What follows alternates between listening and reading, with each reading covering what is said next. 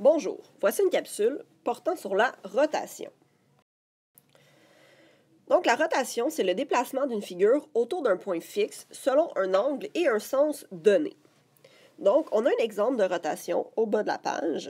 Donc ici, on a une figure de départ, BCD, qui est un triangle, et on lui a fait faire une rotation autour d'un centre de rotation qui, dans ce cas-ci, est le point O, avec un angle de 150 degrés.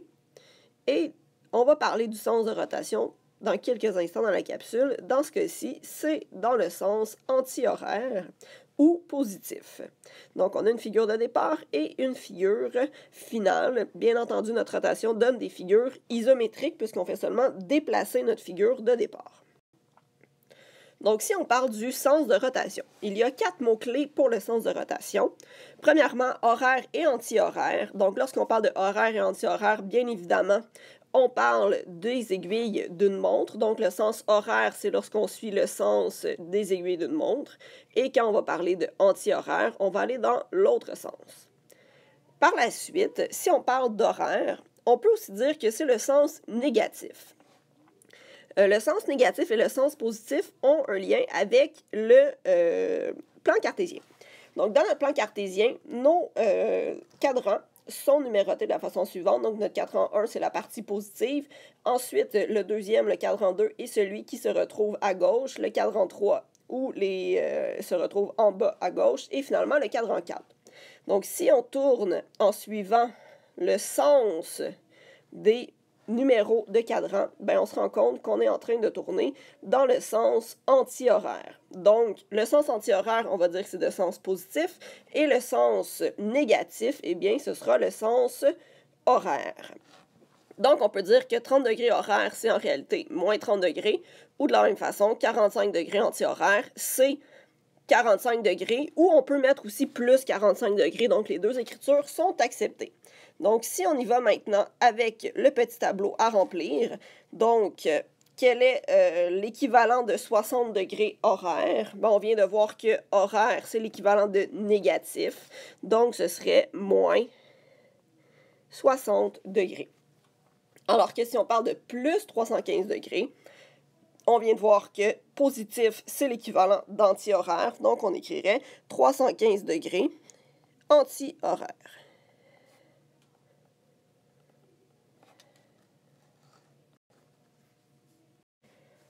On peut aussi parler de rotation équivalente. Des rotations équivalentes, ce sont des rotations qui génèrent la même figure image. Et on peut se rappeler aussi par la même occasion qu'un tour complet, c'est 360 degrés. Donc, qu'est-ce que ça signifie? C'est que si j'ai une figure de départ et une figure image, donc figure initiale, et une figure image, et qu'on tourne autour d'un centre O, il y a un angle qui se forme. Cet angle-là peut se mesurer de plusieurs façons. On pourrait partir donc de A vers A' dans ce sens. À ce moment-ci, on serait dans le sens horaire. Par exemple, 90 degrés horaire. Mais je pourrais aussi le faire dans l'autre sens. Et à ce moment-ci, dans l'autre sens, si c'était 90 degrés dans mon angle aigu, l'angle rentrant serait de 270 degrés, donc ce serait 270 degrés anti-horaire. Donc, si on remplit quelques exemples, donc si on nous dit une rotation de 100 degrés horaire, c'est équivalent à une rotation de combien de degrés anti-horaire? Bien évidemment, si on est dans le sens horaire pour 1, il faut aller chercher le 360 degrés moins l'angle que l'on connaît. Donc, dans ce cas-ci, ce serait de 260 degrés anti-horaire.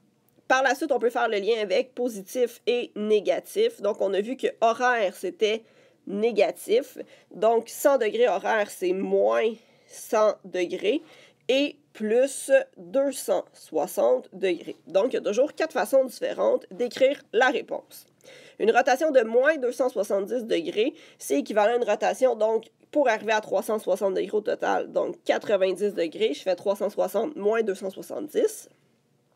Si on veut parler de sens horaire, eh bien, le sens horaire, on a dit que c'était le sens négatif, donc ce serait 270 degrés horaire, ou bien 90 degrés anti-horaire.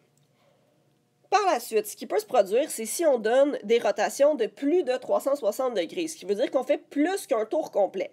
Donc, si je prends 460 degrés horaire, bien, dans le 460 degrés, il y a un tour complet. Donc, si j'enlève le tour complet, 360 degrés, bien, il reste 100 degrés.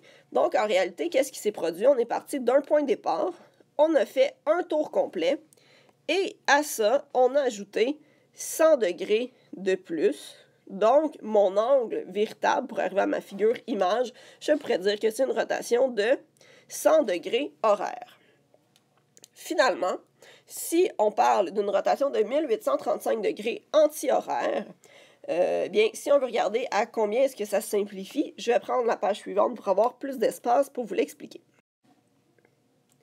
Donc ici, c'est pas facile de voir facilement combien de tours complets est-ce qu'on y retrouve. Donc, premièrement, on va commencer par écrire le nombre complet de tours. Donc, trouver le nombre complet de tours. Donc, on va faire 1835 divisé par 360. Donc, sur ma feuille brouillon, je vais aller faire mon calcul. 1835 divisé par 360. Donc, une fois, c'est 360. Deux fois, 720. Trois fois, 1080. Quatre fois, 1440. Et 5 fois 1800. Donc, on sait que ça va rentrer 5 fois. Et il va rester 35 degrés. Donc, le nombre complet de tours, c'est 5 tours. Reste 35 degrés. Le 35 degrés, on le faisait dans le sens anti-horaire. Et là, ici, bien évidemment, on nous demande la rotation en sens horaire.